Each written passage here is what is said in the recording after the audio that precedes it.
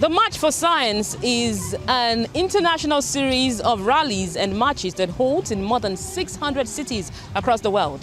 It is a non-partisan movement to celebrate science and the role it plays in everyday lives. It is not just to emphasize that science upholds the common good, but to call for evidence-based policies in the public's best interest as well. Hello and welcome to Agribiotech, a program that highlights the significance of biotechnology to agricultural development in Nigeria. I am Lara Afolayan. Today's episode of the program is coming to you from the Millennium Park right in the Abuja city center, where Nigeria's March for Science is taking place. All around me here are scientists who have come to March for Science in a bid to let the society know about its relevance to everyday lives. I will be bringing you highlights of the March for Science here today, and we'll also be speaking with some biotechnologists present here on the gains Nigeria's agricultural sector stands to gain from the use of this branch of science. As is the tradition on the program, we now get to see some agriculture stories. Members of Parliament from Eastern African countries are to launch the Eastern Africa Parliamentary Alliance for Food Security and Nutrition. It is a sub-regional platform aimed at promoting the right to food in Eastern Africa through improved legislation. A statement by the Food and Agriculture Organization of the United Nations says the platform came after realizing that malnutrition continues to be a major impediment to economic development, whereby it is estimated that 58 million children under the age of 5 are too short for their age in Africa. Childhood malnutrition is costing Africa about 11% of gross domestic product every year, whereas preventing malnutrition delivers $16 in returns on investment for every $1 spent on the continent.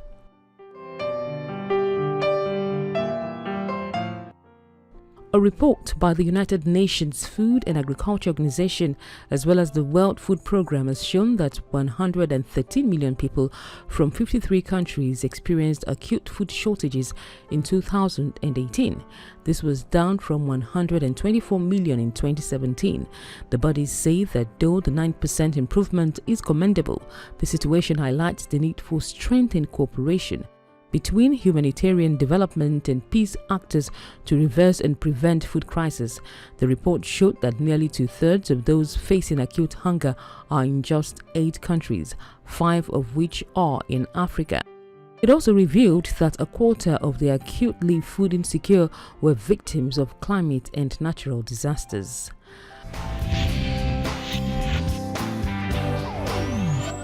Welcome back. I'm still at the Millennium Park where the March for Science is taking place, and so much has been going on around me here.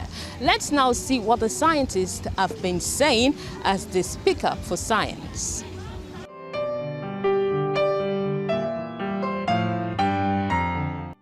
The March for Science has its roots in the United States. Town hall gatherings, rallies and outreaches in support of science are also organized on the sidelines of this march in parts of the world in solidarity with science. It primarily centers on the importance of science and its role in human lives. In Nigeria, a day of action by the Nigerian Alliance for Science, an affiliate of the Global Alliance for Science, is now being observed in solidarity with the March for Science around the world. Science is a provider of solution. Science is evidence-based. I'm asking people out there to engage with science, to support science, really support us and speak for science, to help us in amplifying our voices, to all governments of Africa, not just Nigeria, but because this is everywhere, that science is here to stay. People should allow science to take course in their life. People should stop fighting the biotechnology activities that are being made to promote the livelihood, provide food security and all other things as being obtained around the world. Science is revolutionary and a catalyst to continuous development and improvements in solving challenges of climate change and food shortages. Those present at this gathering are pleased with government's efforts at promoting environmentally friendly practices in agriculture, but want the country to fully embrace climate-smart technologies, of which biotechnology is one. The biotechnology is where to go. It's a part of life, because everywhere we have gone throughout the whole world, there's no country that have done well without biotechnology. It's a part of science. There's vaccine that they have now. In those days, people refused to take vaccine, and today they like vaccine because it helped them. What is it? Is it not biotechnology? It's not science. We have vaccines. We have the products of genetic modification, the products of gene editing, and all. They are all products of science. It's a scientific venture, and that they are good for us. Science contributes to food security. Science helps in mitigating climate change.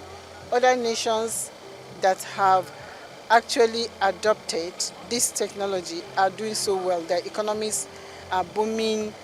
Where Nigeria and Brazil and Argentina were, on the same level, but today they've gone far.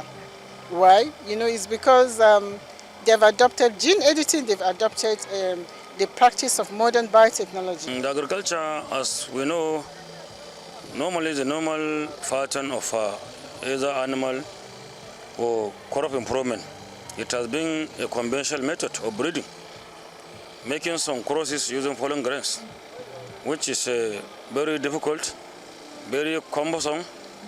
It requires a lot of capital input, a lot of large space to make selections. And for you to evolve a hybrid using conventional breeding method, you must make not less than 9 cycles of the same generation. But by using biotechnology, you can go ahead directly, select the gene of interest, insert it in your crop.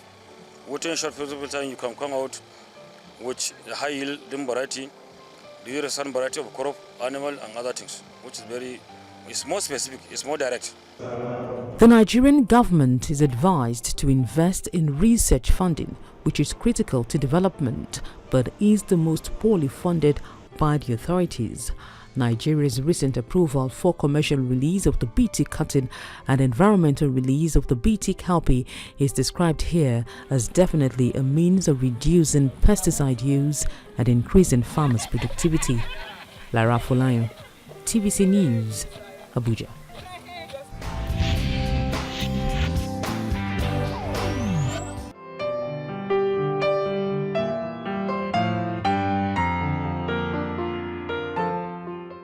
And joining me on the program is Dr. Abdulrazak Ibrahim of the Biochemistry Department of the Ahmadu Bello University in Zaria. Of course, is one of those who has been marching for science here at the Millennium Park, and I caught up with him to speak on his take on the use of this technology for agriculture. It's good to have you join me on Agriculture. What was going through your mind as you marched for science earlier? Well, the first thing that came to my mind was that recently there was this news about how poverty affects the size of brain of children. And then I remember that Nigeria is the poverty headquarters of the world. We have one of the largest population in the world. We have one of the poorest, some of the poorest regions in the world. And that change, those changes in brain sizes are related to nutrition. So all societies in which the food and nutrition security is compromised, you see that link between cognitive capacity, you see the link between poverty and productivity, not just in terms of crops, for example, but even productivity as humans. So, and to me what that meant is that, Nigeria needs to do more in science. We need to invest more in science and technology. We need to put more money where our food is. And that's why the March for Science is important, because it sensitizes the people, it sensitizes the public, sensitizes the government. You know, that we might have different, many policies, but some of them lying there, but we need to really tailor them and actually adopt the science and generate our own homegrown solutions to move forward, to be able to achieve economic transformation. Okay, when you talk about homegrown solutions, what exactly do you mean? I'm talking about what some people sometimes call the low-hanging fruits. For example, if you have a belt of cereal crops, you know, in northern Nigeria, we grow millet, cowpea, and so on. Why is cowpea an orphan crop? Why would you have IITA here, you know, having some of the best varieties in the world sitting on the shelves? Meanwhile, we have farmers producing at a very low productivity. Why shouldn't those technologies be scaled to those farmers? So, and the means to do that is through science, through, you know, making people, the farmers, all the value chain actors having the capacity and the ability to adopt these new technologies and scale them. What is your take on the use of genetic modification for agriculture? This is an old debate. I think my stance over the past years has been that the science about the safety of GM crops is not even debatable. You know, all the scientific facts point to its safety. It's as any GM crop is as good as any non-GM crop, as long as you pay attention to the science. But then, because of the serious economic interest involved in it, you know, one of the points I usually make about why there's so much controversy about it is this. If you look at the crops that stand to benefit from the GM technologies like genetic modification, these are crops that are grown in the tropics. Cowpea, maize, millet, you know, soybean, and so on. There are leaders, global leaders in these crops like Brazil, like China, that have actually adopted GM technologies, and it's paying them. It's working for them. They have attained food security. Now we don't want to do it, or, you know, there's a lot of controversy around it here because somebody convinced a good number of people that they are harmful, that they cause cancer. But when you take the science, when you look at the scientific publications, you see that it's not true. And I say that there's this dimension which is economic about this debate, which is when you look at the most vocal critics of these technologies, they come from certain parts of the world where crops that stand to benefit from these technologies are not grown. Meanwhile, that same part of the world is the part that produces our chemicals, the part that produces our insecticides. So it is not in the interest of certain groups that I have a crop that does not require chemicals, that does not require some of the harmful pesticides and insecticides and herbicides that we use in our crops. So I think we really need to even move beyond the debate on GM crops. Hopefully we have not lost the same way we lost the Green Revolution, because there are new technologies that are emerging. You know, they're creating disruptive waves, you know, within the global economy. We're talking now about CRISPR-Cas crops. These are crops that are technically, you know, modified genetically, but they are not subjected to the same kind of biosafety scrutiny that the conventional GM crops are, because really, if you're not introducing a new DNA, you're not changing anything. But the impact, you know, in terms of development, in terms of food security, is high. And because they are not subjected to these regulations, they will soon flood our market. What do you see this technology doing for Nigeria's agricultural sector? It will completely transform us.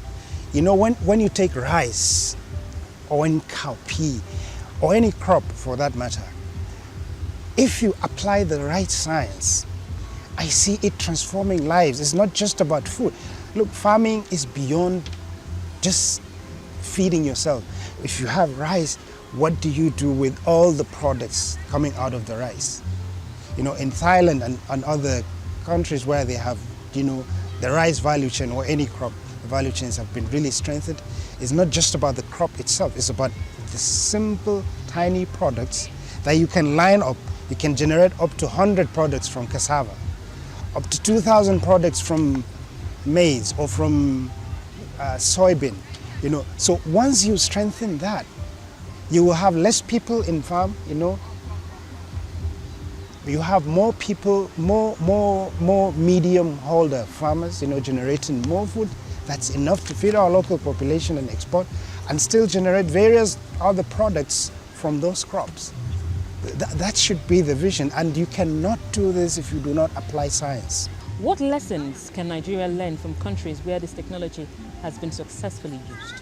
It's pretty obvious. These countries, they invest, on the average in Nigeria, like many African countries, we invest less than 0.3% in research and development, right? We need to invest more. We need to train more people.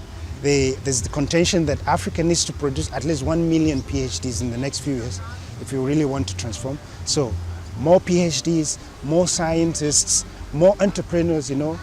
Our universities should not just be universities where you go and study things. You should be able to unpack the textbook, put it back together, and generate our own knowledge, because these are the kind of environments that bring about innovation. We need to create innovation. We need to produce entrepreneurs. We need to produce entrepreneurs that will transform our economy. So, and there are countries that have done it. In China, in Brazil, some in the US, Germany, and so on. We need to borrow those lessons and internalize them and put them into action. Okay. We don't even have a choice. What do farmers in Nigeria stand to gain from the use of this technology for agriculture? The farmers will be rich. They will be richer. They will live healthier lives. Their behavior, the rural economy will boost. More young people in rural area will have access to quality education, health, and so on. Once you strengthen the value chain system, and all of that, you have to apply the right kind of science. So it's not just GM crops, it's not just biofortification, it's the conjunction of the different scientific approaches. And when we say science, sometimes it's just a procedure. There's a procedure of doing things in an office. You follow that is science. So sometimes we forget about processes. When we forget about processes, we're not applying science in the way that we do things. Very well spoken so far, Doctor, but we have to go on a quick break and I will be right back.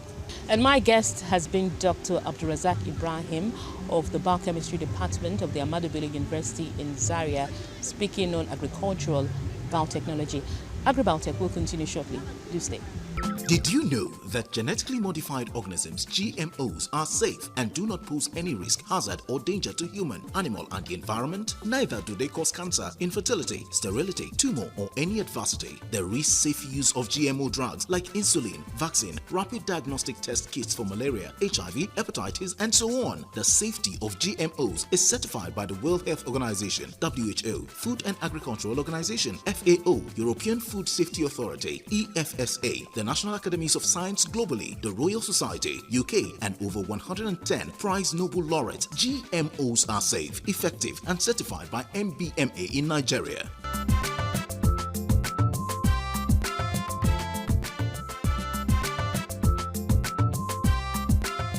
Welcome back. The program is still Agribiotech, reaching you from the Millennium Park in Abuja, Nigerian capital. And Dr. Ibrahim is still here with me. Thanks for your time, Doctor. And just before we went on that break, we were speaking on the benefits of this technology for the Nigerian agricultural sector. Now, only last year we saw the approval for the commercial release of the BT cotton, and earlier this year we saw the approval for the environmental release of the BT cowpea. How did you receive that news? It was great news. Great news. My colleagues from Brazil, where I was trained, they called me. They were like, "Oh, this is really very good. Nigeria is taking its rightful leadership position in Africa in moving this technology forward," because we really have to do our own science by ourselves. No one will come from outside and do it for us, and that for me is the greatest lesson I have learned in this technology, in GM technology from Brazil. You know, when there was a lot of controversy about companies taking over people's food sovereignty and so on, what Brazil did was to invest in its own scientists, partner with the private sector, including the companies. You know, we can have private companies coming, partnering with our public laboratories to generate these new technologies. And I'm so happy that, you know, we have attained this, we have reached this milestone, you know, and thanks to the hard work of the many scientists, you know, our colleagues from Ahmadu Bello University, our colleagues from OFAB, the Open Forum for Agriculture, Biotechnology in Africa, from the National Agency for Biotechnology Development. All of those collective efforts, you know, have led to this great success, which I believe will have a significant positive impact on our economy, on the people and the livelihoods of our people. What will you advise on how Nigeria can make the most of these approvals? We need to fast track the process, all right? We need to strengthen our seed system. We have the seed system in the country. We need to strengthen it, fast track the process, because really we cannot wait. When your population is exploding, when you have 200 million people in your country, you cannot afford to be playing hide and seek. You know, you cannot afford to be slow in technology adoption, its commercialization. So we need to really fast track these processes. There are points from which we can extrapolate and move forward. What does genetic modification do for food production that makes it the preferred technology? Because it's easy, because it's faster than traditional breeding. If you want to do traditional breeding, which is technically the same, it will take you years. It will take you sometimes 40 years in some. The crops that we're eating today, maize, if you look at maize and you trace its ancestry is nothing compared to the maize that we're consuming. It took our ancestors thousands of years to come up with the maize that we consume today.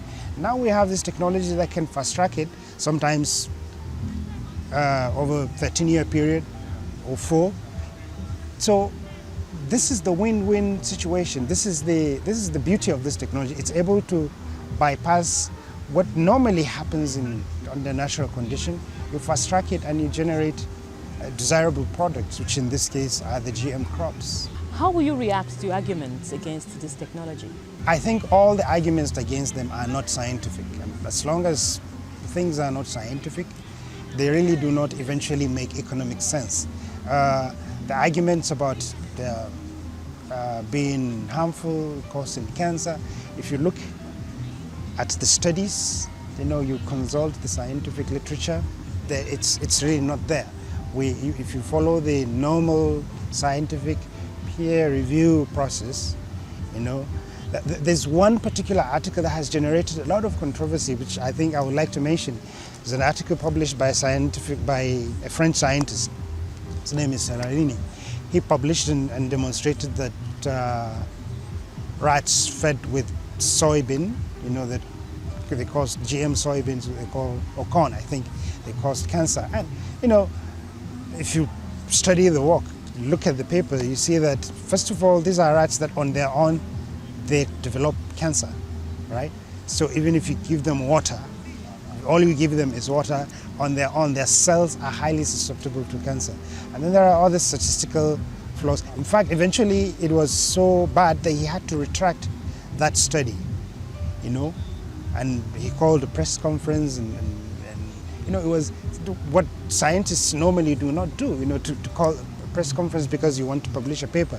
So, but then the damage has been done. I think that was the target, unfortunately, because, you know, the public doesn't go down into digging the real science behind it. And so that's why sometimes some of us actually, you know, engage in this kind of talk so that people see scientists as simplifying science and making it easy for public comprehension, because really it's controversy. And what will be your message to critics here in Nigeria? I think let's dialogue, you know, let's talk.